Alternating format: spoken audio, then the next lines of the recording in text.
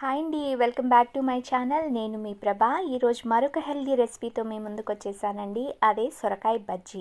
బజ్జీ అనగానే ఉల్లిపాయ బజ్జీను, మిరపకాయ బజ్జీను, ఆలు బజ్జీను అనుకున్నారండోయ్. కాదండి, ఇది ఒక హెల్దీ రెసిపీ అండి. భలే ఉంటుంది ఈ కూర. ఎలా చేసుకోవాలో చూసేద్దాం. ఒక పావు కేజీ వరకు సొరకాయ తీసుకొని ఇలాగా సన్నగా తరిగి పెట్టుకోవాలి. 5-6 పచ్చిమిరపకాయలు తీసుకోవాలి. 2 బాగా పండిన టమోటాలు తీసుకోవాలి. 2 ఉల్లిపాయలు తీసుకొని ముక్కలుగా తరిగి పెట్టుకోవాలండి.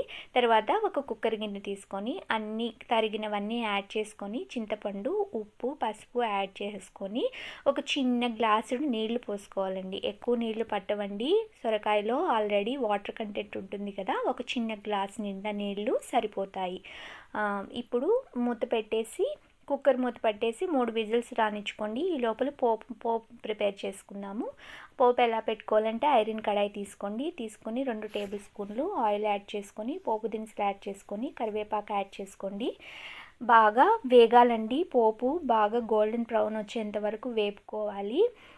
వేపుకున్న తర్వాత కొంచెం ఇంగువ యాడ్ చేసుకోవాలండి. ఇంగువ యాడ్ చేస్తే బాగుంటుంది కూరకి.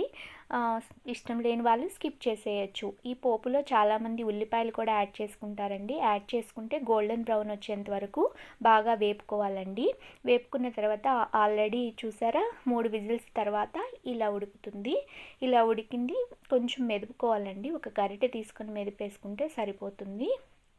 మెదుపుకున్నాక ఆల్రెడీ మనం పోపు పక్కన పెట్టుకొని ఉన్నాం కదా, ఆ పోపులో యాడ్ చేసేసుకొని ఏదైనా వాటర్ ఉంటే ఇంకిపోయేంత వరకు కూర దగ్గర పడేంత వరకు బాగా ఉడకనిచ్చుకోవాలండి. అంతే, సొరకాయ బజ్జీ రెడీ అయిపోయింది. ఈ సొరకాయ బజ్జీ చాలా అంటే చాలా బాగుంటుందండి.